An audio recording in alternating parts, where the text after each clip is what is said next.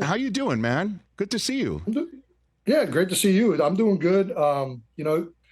We're back at work. It's always fun off of the bye. You get back, you got a little bit of rejuvenation of energy, step away from the building and meetings for a week, and you always come back with a little bit more juice. So doing really well. Okay, fantastic. How are you and your mates viewing this rematch, Jason?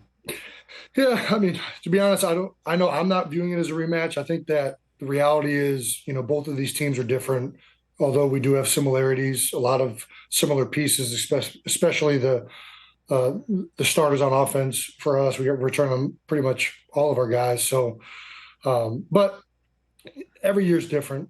And, for us, we're just really trying to focus on who the Chiefs are this year, who their defense is this year. And man, they're playing really good ball right now. I mean, they've been playing great ball the last decade with Andy Reid at this point. But, Steve Spagnuolo has them playing great defense. They play well together. They hide things, they disguise.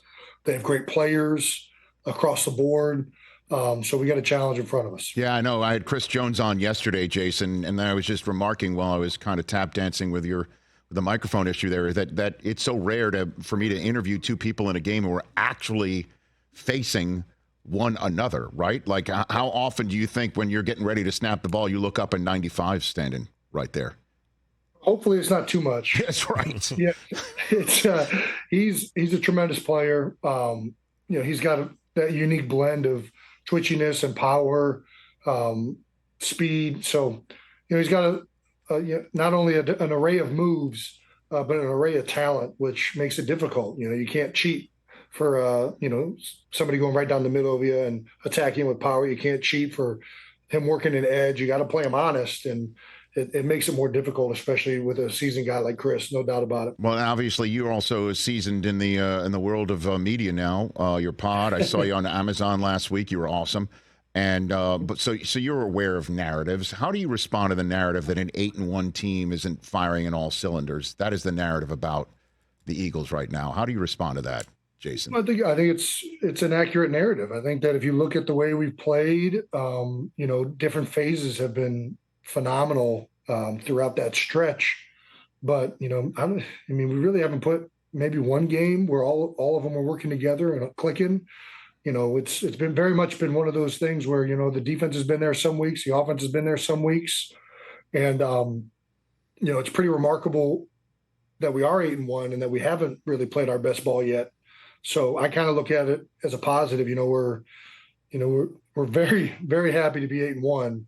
But we also know that there's a lot of things to clean up and fix, and that we can still become a much better football team than we've played to date. Well, and I need your help then too now, Jason. Okay, I need you to help me make me a better broadcaster. Okay, because I will not say the words tush push. Won't do it. Can't do it. Can't do it. Can't do it. And I'm beginning to get sick of saying brotherly shove. What do you call it? What is the play called? What is it called? We just call it a quarterback sneak. It's really. It's just so it's like sneak, and you know what it is. Like that's the way it goes. Yeah, I mean we have a code word for it, but I'm not. I mean, like all of our runs, they have a specific word attached to them. But okay, it's a quarterback sneak with pushers, and there's not like I guess a term that differentiates it from the push standpoint, other than having like a H push attached to it in the call or something like that. So, and I don't mean to maybe get superstitious or any of your superstitions out there, but I am curious to ask you why does this work so well? Do you think, Jason?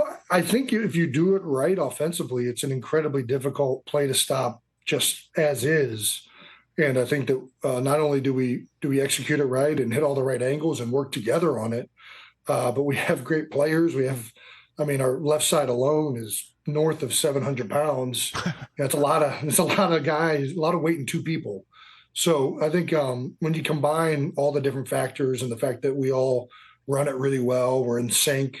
I think that it's really, really hard to stop. You have to go all out as a defense. And as we've shown, and if you go all out, there are things off of it that can turn into explosive plays. So as a defensive coordinator, you're caught in a bind. Do we go all out to stop the sneak and prevent a 1-yard conversion, or do we kind of protect against a potential explosive play down the field while also trying to stop it, which kind of leaves it a little bit more open to the conversion. So it's one of those things that it's so hard to defend the extremes of it.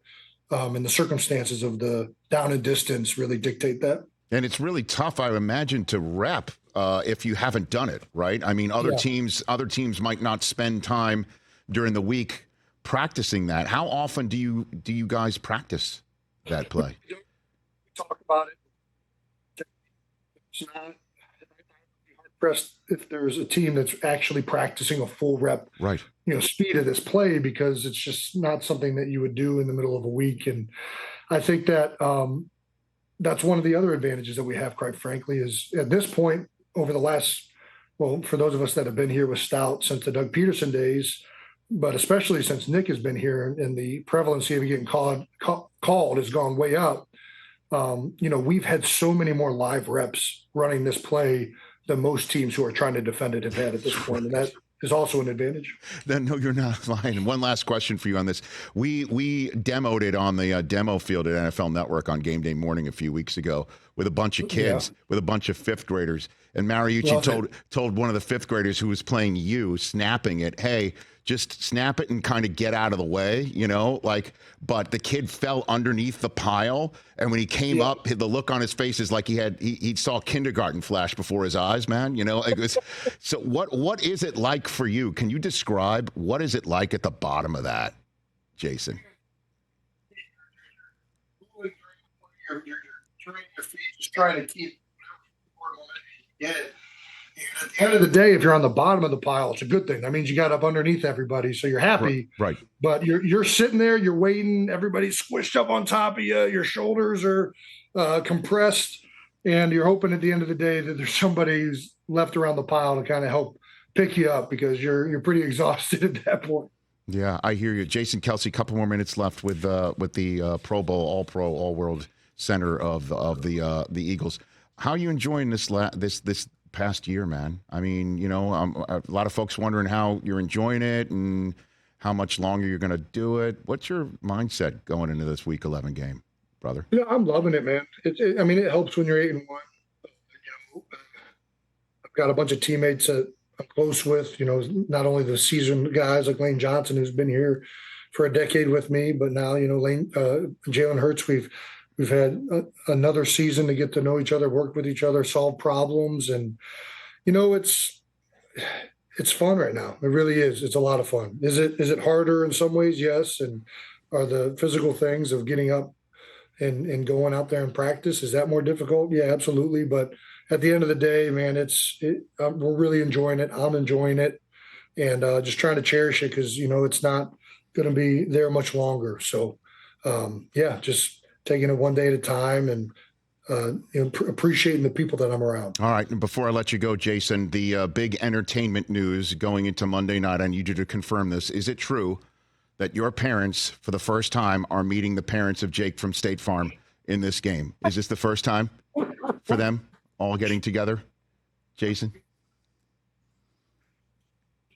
What do you think?